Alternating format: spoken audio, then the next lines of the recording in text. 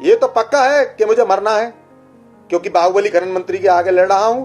सरकार भी इसमें लिप्त है, सरकार के अपराधी, इसके अधिकारी लिप्त है, प्रशासनिक अधिकारी लिप्त है। या अलीगढ़ में रहता हूं, अलीगढ़ का डीएम धमकाते हैं मुझको, अलीगढ़ के पुलिस अधिकारी धमकाते हैं मुझको, मेरे घर पे आके पुलिस मुझको धमकाती है, आए दिन मुझे फर्जी केसों बचाने का प्रयास करते हैं। उत्तर प्रदेश पुलिस लगातार पीछे लगी हुई है। हम अपनी जान बचा के दिल्ली में छुप के रह रहे हैं, कभी उत्तराखंड में छुप के रह रहे हैं।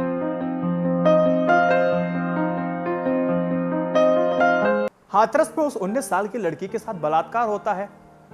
जब पता चलता है कि उसकी जीभ को काटा गया, रीढ़ की हड्डी को तोड़ा गया, गला दबाने की कोशिश की गई ताकि वो बोल ना सके, समझ ना सके, अगर बोलने की कोशिश भी करे तो बोल ना पाए, समझा ना सके और मर जाए। हुआ वही। आज 29 तारीख को उस लड़की की मृत्यु हो जाती है। 14 सितंबर को लड़की के साथ गैंगरेप किया जाता है, जिला अस्पताल में भर्ती कराया जाता है। वहां स्थिति नहीं सुधरती है तो अलीगढ़ लाया जाता है, अलीगढ़ में वेंटिलेटर पर रखा जाता है। वहां स्थिति में कोई सुधार नहीं आने की वजह से फिर दिल्ली एम्स में भर्ती कराया जाता है और आज उस लड़की ने अपना दम तोड़ दिया। जब समझ में आता है ना कि ऐसे रेप हो रहे हैं, जीभ काटी जा रही है, गला दबाया जा रहा है, रीढ़ की हड्डी तोड़ी जा रही है, तो ट्विटर पे 2 हैशटैग लगा करके ट्वीट कर दिए, फेसबुक पे पोस्ट कर दिए और यूट्यूब पे आके वीडियो बना दिए। 2 दिन बात करेंगे, तीसरे दिन हम भूल जाएंगे। क्या इस तरह से जस्टिस मिलता है? क्या ये तरीका है जस्टिस दिलाने का? क्या यह तरीका है सोशल चेंज लाने का? क्या हम सामाजिक न्याय दिला पाएंगे लड़की को?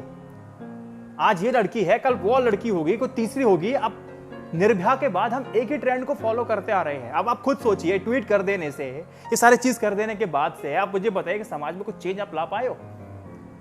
नहीं ला पाए ना, तो कहीं ना कहीं गलती तो हम कर रहे हैं, कहीं ना कहीं तुम्हारी कमी है तो उस कमी की बात मैं करने वाला हूं। अब इसको छोड़, अब क्या है ना, इस पर राजनीति शुरू हो गई है, एक जस्टिफिकेशन देना शुरू हो गया है। ये कहा जा रहा है कि एक दलित समाज की लड़की है इसलिए उसके साथ ऐसा हो रहा है।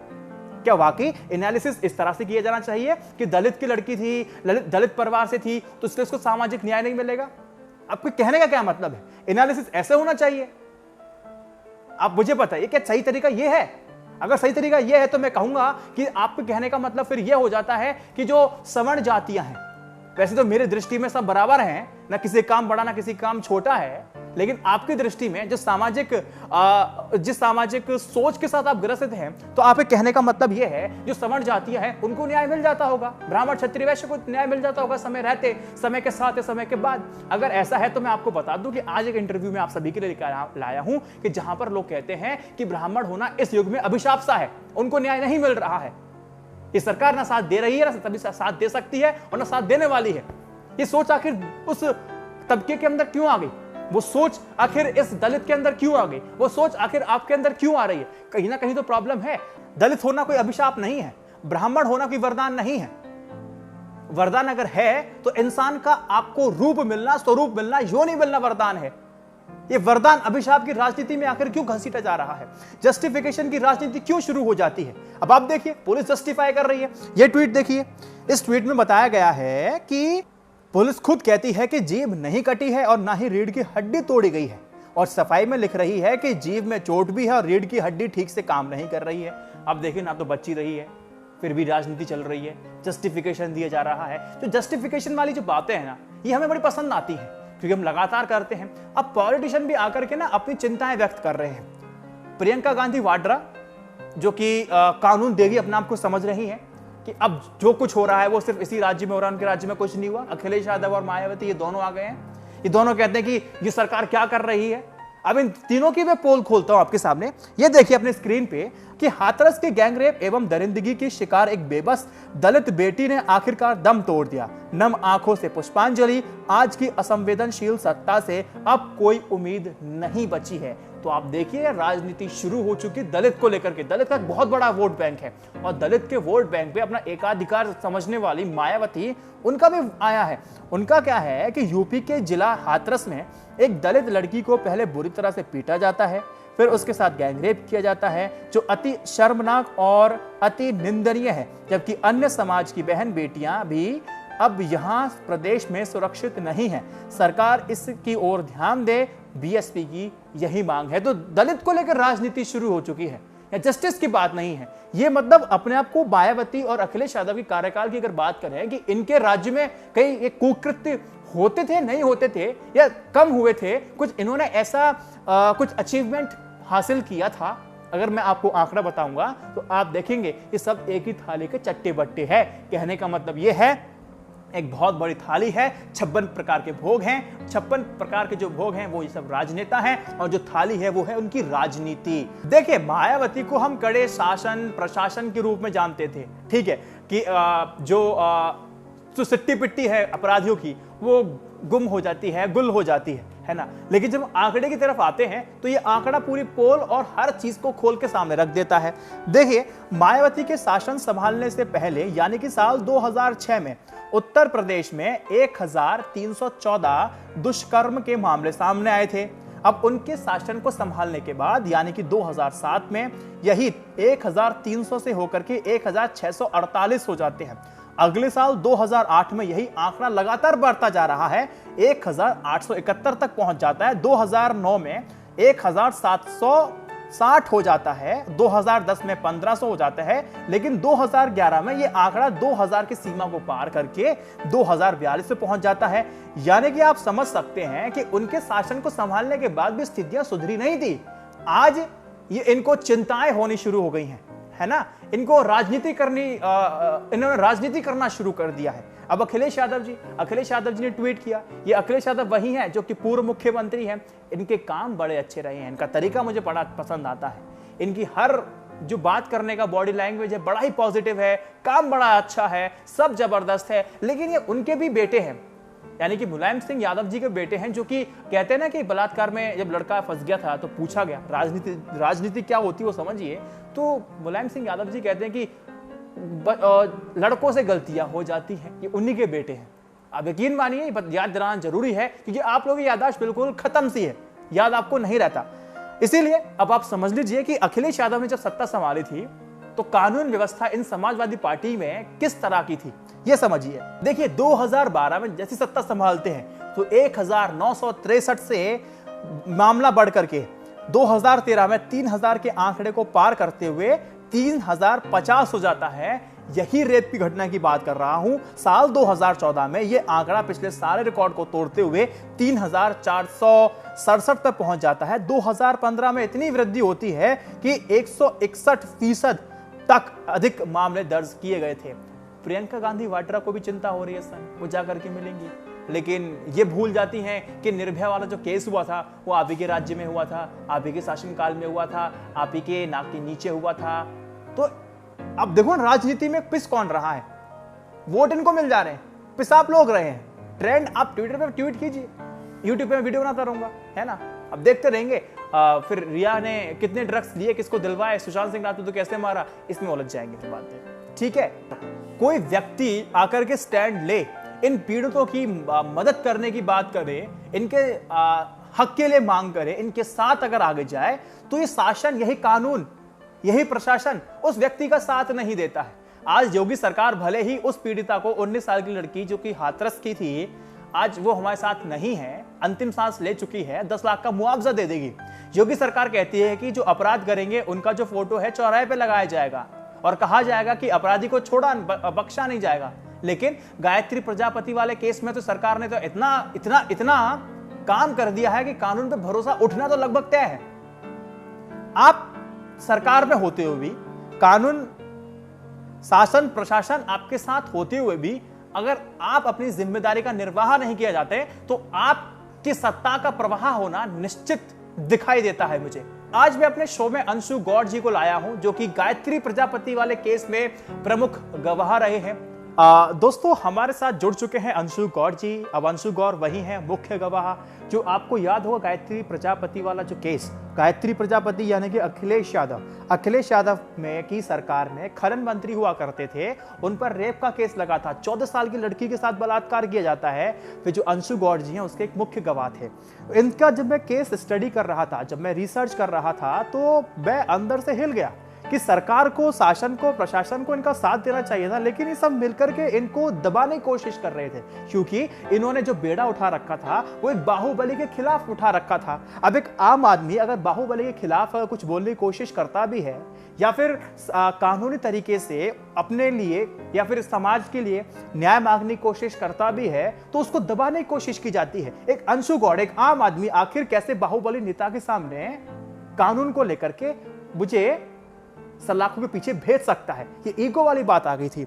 अंशु गौड़ जी, आपका स्वागत है। एक बार मुझे आप बताइए कि आपने जब इस केस में आप मुख्य गवाह थे, आपको आपके साथ हर एक वो चीज की गई जो कि एक व्यक्ति को कमजोर करती है। आपका एक सेंटर था, उसको बंद कराया गया, आप पे जानलेवा हमले कराए गए, आपके साथ हर वो कृत्य किया गया जो अंशु गौड़ है, जो मुख्य गवाह है, जो गायत्री प्रजापति को सलाखों के पीछे रख सकता है, जो सजा दिलवा सकता है, वो सब आप पे निर्भर था। तो आप मुझे बताइए कि शासन प्रशासन की तरफ से आपको मदद मिल रही थी? आप गवाह थे, आपको एडिशनल प्रोटेक्शन दी जा रही थी? देखिए वैभव जी, सबसे बड़ी बात तो मैं ये कहना चाहूंगा, आपका स्वागत करता हूं कि आपने इस गंभीर मुद्दे को उठाया। माननीय प्रधानमंत्री जी ने फतेहपुर सभा थी और उस सभा में मंच पर खड़े होकर आदरणीय प्रधानमंत्री श्री मोदी जी ने कहा था कि हमारी सरकार आएगी, ये समाजवादी पार्टी बलात्कारियों की पार्टी है, बहू बेटियों की इज्जत नहीं है, हम आएंगे बेटी बचाओ बेटी पढ़ाओ का नारा दे करके और ये करेंगे वो करेंगे, पूरी तरह से पीड़िता को, गैंगरेप पीड़िता को और नाबालिग बच्ची को जो पीड़िता है, मेरी भांजी और बहन मुंह बोली, उनको सुरक्षा देंगे, सारे इस केस के जितने भी गवाह हैं उनको सुरक्षा दी जाएगी और कड़ी से कड़ी अपराधियों को हमारी सरकार आते ही उनको जो है सजा दिलवाई जाएगी। लेकिन पलट जैसे ही इनकी सरकार आती है और परम पूज्य योगी जी की सरकार आती है, उसके बाद जो है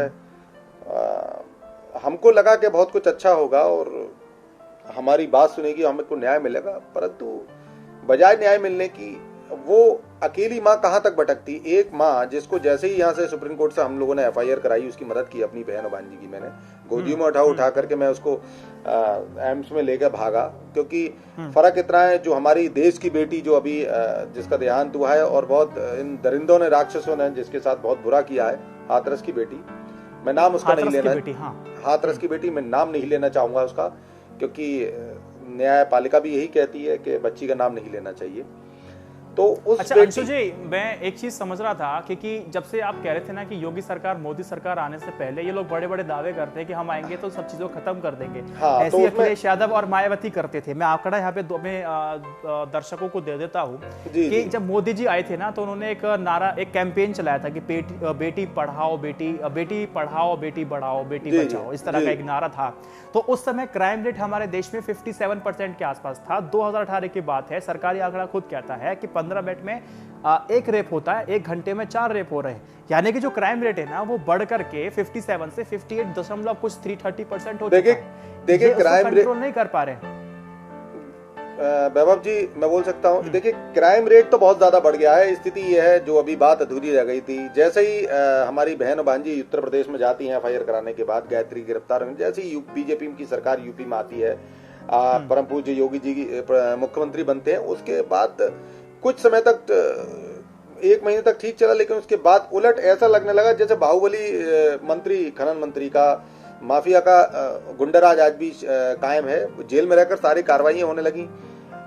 उलट इसके अलावा जिस उत्तर प्रदेश पुलिस को हमारी रक्षा करनी चाहिए थी मेरी बहन और भांजी की, वो उसी को खुद उत्तर प्रदेश पुलिस, उसके गनर उसको उठा के ले गए, किडनैप करके और कोर्ट में ले जाकर कोरे कागजों पे साइन करा दिए। भांजी को किडनैप करके ले गई और वो साइन करा दिए गए। हाँ, मानसिक रूप से वो थोड़ा पुअर थी, क्योंकि इसी घटनाक्रम से जो दरिंदगी इसके साथ हुई थी, जैसे हाथरस की बेटी ऐसी हुई थी इसी टाइप की, वो बेचारी मर नहीं गई, बाकी उसके साथ सारे काम हुए, उसको एम्स में भर्ती कराया, हमने उसकी जीवन रक्षा की। वहाँ जीवन रक्षा करते हुए भी डीजीपी उत्तर प्रदेश ने मेरे ऊपर हमला करवा दिया। उसकी हम लोगों ने बाद में बड़ी मुश्किल से दिल्ली में एफआईआर कराई। उस एफआईआर में भी कुछ नहीं होता। इधर मेरी भांजी को 15 साल की बच्ची को दिल्ली यूपी पुलिस उठा के ले गई और न्यायालय में उसके बयान करा दिए फर्जी और दबंगियाई के बल पे जो न्यायालय में जो बयान कराए गए थे वो दबाव डाल करके दूसरे बयान कराए गए थे, जो बयान देने चाहिए थे वो बयान नहीं हुए थे। कहने का मतलब यही है। जी जी, उसको किडनैप करके वही मामले की विवेचक ले गई, जिसकी एफआईआर उस बहन ने मेरी ने अपनी जब बेटी गायब हुई उसकी कराई कि विवेचक उसको उठा के स्वयं ले गई। जो सिक्योरिटी दी गई थी 10-10 गनर थे, वही जब ले गई, जब रक्षक ही भक्षक बन जाए तो कौन बचाएगा। इसके अलावा मुझे तो ऐसा लगता है कि शायद हमें भरोसा नहीं करना चाहिए। नहीं, उत्तर प्रदेश पुलिस पे तो बिल्कुल हम भरोसा नहीं कर सकते। उत्तर प्रदेश पुलिस ने तो ये किया। योगी आदित्यनाथ पे भरोसा क्यों करूं फिर मैं? नहीं, जब सरकार आपकी है और जब आपका सरकार आपकी है और बाहुबली नेता दूसरे उस पार्टी का है, अखिलेश यादव जी की पार्टी का है, उसने ऐसा कृत्य किया जिसको माफ नहीं किया जा सकता, और आप उसके साथ मिलकर के सारे काम अगर करेंगे और उसको बचाने की हर वो संभावना कोशिश करेंगे, ऐसा तो है नहीं कि उनके संज्ञान में सारी बात नहीं आई होंगी। देखिए, आपने तो अप्रोच किया था ना। आपने अप्रोच क्या, आपको मैं क्या बताऊं, कम से कम 3 बार माननीय मुख्यमंत्री से जाकर मिला, 2 बार उनसे गुहार लगाई, 1 बार तो व्यक्तिगत उनसे मेरी मुलाकात बंद कमरे में, मैं और माननीय मुख्यमंत्री थे योगी जी। मैंने उनको सारे पेपर सौंपे, गोपनीय सबूत सौंपे और सारा जितना भी विवरण था बताया, और बच्ची किडनैप हो गई इस तरीके से, उनके अपहरण हुआ है, ये क्यों हुआ है, इस विषय पे वो संज्ञान ने उनसे बहुत गुहार लगाई। लेकिन बड़े दुख का विषय, वो पेपर रख लिए उन्होंने, एप्लीकेशंस रख ली, गोपनीय पेपर थे वो रख लिए, लेकिन कोई कार्रवाई नहीं हो पाई। उसके बाद में लगातार मुख्यमंत्री दफ्तर के चक्कर लगाता रहा, कई बार मुख्यमंत्री के सचिवों से मुलाकात हुई, एक बार अपर मुख्य सचिव अवनीश अवस्थी से गृह जो है उनसे बात हुई थी, लेकिन श्री अवनीश अवस्थी ने भी कोई ज्यादा हमको रेस्पॉन्स नहीं दिया। हमने कहा कि ये मेरी बहन इतने दबाव में, एक माँ अपनी बेटी को बचाने के लिए कभी भी पलट सकती है, एक माँ क्या करेगी उत्तर प्रदेश में। और वही हुआ। 3 साल महामहिम राष्ट्रपति जी, माननीय मुख्यमंत्री जी, माननीय प्रधानमंत्री जी को मैं अपनी गुहार लगाता रहा, दर दर भटकता रहा, मेरी टांग तोड़ दी, मुझे एम्स में हमला कराए, मुझे जान से मारने उठाने के लिए, वहां सर पे रख के जब बच्ची को और मां को बचा के लाया था लखनऊ में, तब मुझे गोली मार दी गई थी। सुप्रीम कोर्ट में अपनी जान की परवाह किए बिना आज तक लड़ रहा हूं। इस केस के सारे गवाह और सारे गैंगरेप पीड़ित, जितनी भी बच्ची थी, मेरी बहन थी, और जितने गवाह थे, उत्तर प्रदेश सरकार ने, पुलिस ने कोई सुरक्षा उनको नहीं दी। सबसे बड़ा अचंभित विषय ये है, और मरने के लिए छोड़ दिया। गवाहों पे फर्जी केस होने लगे पुलिस द्वारा, गायत्री के आगे झुकाने के लिए गवाहों पे हमले होने लगे, पीड़िता को धमकाने जाने लगा, मेरी बहन और भांजी को। उसका परिणाम ये हुआ, एक माँ अपनी बेटी को बचाने के लिए, उसका दर्द सिर्फ मैं समझ सकता हूँ कि उनके ऊपर क्या बीत रही थी। मुझे बता रहे थे वो फोन पर, एक माँ अपनी बेटी को बचाने के लिए अंततः टूट गई। 2 साल तक लगातार मैं हर जगह गुहार लगाता रहा, मेल करता रहा, रजिस्ट्री करता रहा, जा जाकर दिल्ली और लखनऊ के चक्कर लगाता रहा, लेकिन दुख का विषय यह है, आखिर जिसका डर था वही हुआ। एक माँ अपनी बेटी को और अपने बच्चों को बचाने के लिए टूट गई और इन दरिंदे नर पिशाच और राक्षसों के आगे झुक गई। इससे ज्यादा मैं निशब्द हूं, मेरे पास शब्द नहीं है, और तो और नहीं है, मेरे पास इमोशन नहीं है व्यक्त करने के लिए। और इसके अलावा कोई गवाह को सुरक्षा नहीं मिली। गवाह अपनी जान बचाते घूमते फिरे, पुलिस से बच बच के भागते रहे, गवाहों को अपराधी बना दिया गया, उनकी जान पर पुलिस ही पीछे लग गई उनको मारने के लिए जान से। तो बताओ, जब रक्षक भक्षक बन जाएगा, सारे गवाह टूट गए, कुछ नहीं बचा इस केस में। अकेला अंशु गौड़ बचा है, उस बहन का मामा या और बहन का भाई और बच्ची का मामा। अंत तक लड़ूंगा मैं अपनी आखिरी सांस तक, क्योंकि नहीं, सुनिए, लड़ता तो रहूंगा, लेकिन बड़ा मेरे दिल में, हृदय में बड़ा दर्द है। मुझे ऊपर जाके मरने के बाद जवाब देना है। ये तो पक्का है कि मुझे मरना है, क्योंकि बाहुबली खनन मंत्री के आगे लड़ रहा हूं। सरकार भी इसमें लिप्त है, सरकार के अपराधी, इसके अधिकारी लिप्त है, प्रशासनिक अधिकारी लिप्त है। या अलीगढ़ में रहता हूं, अलीगढ़ का डीएम धमकाते हैं मुझको, अलीगढ़ के पुलिस अधिकारी धमकाते हैं मुझको, मेरे घर पे आके पुलिस मुझको धमकाती है, आए दिन मुझे फर्जी केसों बचाने का प्रयास करते हैं। उत्तर प्रदेश पुलिस लगातार पीछे लगी हुई है। हम अपनी जान बचा के दिल्ली में छुप के रह रहे हैं, कभी उत्तराखंड में छुप के रह रहे हैं, लेकिन ये वाकई चिंताजनक है। अंशु जी, आपके पास समय कमी है, मैं मानता हूं, इस चीज को समझता भी हूं। एक आखिरी कमेंट मैं आपसे चाहूंगा कि आप मुझे बता रहे थे कि गायत्री प्रजापति हम लोगों के लिए, यानी कि मीडिया के लिए, देश की जनता के लिए, वो जेल के अंदर है, लेकिन मुझे आपने बताया कि वो जेल के अंदर ना होकर के बाहर घूम रहा है, क्या सही है? लगातार 1 साल से उत्तर प्रदेश सरकार के अधिकारियों ने, जेलर ने उनको बाहर निकाल दिया बिगैर किसी न्यायालय के आदेश के, और उनको केजीएमयू हॉस्पिटल लखनऊ में रखा गया 1.5 साल तक। वहां से उन्होंने अपना पूरा का पूरा, उस माफिया गायत्री खनन मंत्री ने, उसने बलात्कारी मंत्री ने अपना नेटवर्क चलाया, फोन यूज होने लगे। यहां तक कि बनारस के व्यापारी को मैंने समाचार पत्रों के माध्यम से पढ़ा था, उसको भी धमकी दी गई, जेल के अंदर से गायत्री प्रजापति ने चला करके मोबाइल, उसमें चार्जशीट लगी। लगातार गलत कार्य किए गए उत्तर प्रदेश पुलिस द्वारा डीजीपी के दबाव में। आपको आपका समर्थन करने के बजाय आपके साथ ही वही किया गया जो कि एक भरोसा उठाने वाला काम जो कानून के लिए होता है। तो अंशु गौड़ जी, आपके साथ बातचीत को आगे और कभी जारी रखेंगे। अपना महत्वपूर्ण समय देने के लिए बहुत बहुत धन्यवाद। दोस्तों देखिए, मैं आपको यही चीज समझा रहा था कि ऐसा नहीं है कि दलित होना आपके लिए अभिशापित है, ऐसा नहीं है। ब्राह्मण होना भी आपके लिए अभिशापित हो सकता है, आप समझिए इस बात को। ये दलित और राजनीति और ब्राह्मण क्षत्रिय वैश्य सबसे उठिए, इंसानियत और मानवता की तरफ आइए। उम्मीद है आपको ये वीडियो पसंद आया होगा। इस वीडियो को शेयर कीजिएगा व्हाट्सएप ग्रुप में, 3 व्हाट्सएप ग्रुप में। जय Hind, Vande Mataram, stay updated, stay educated, सत्यमेव जयते। नमस्कार।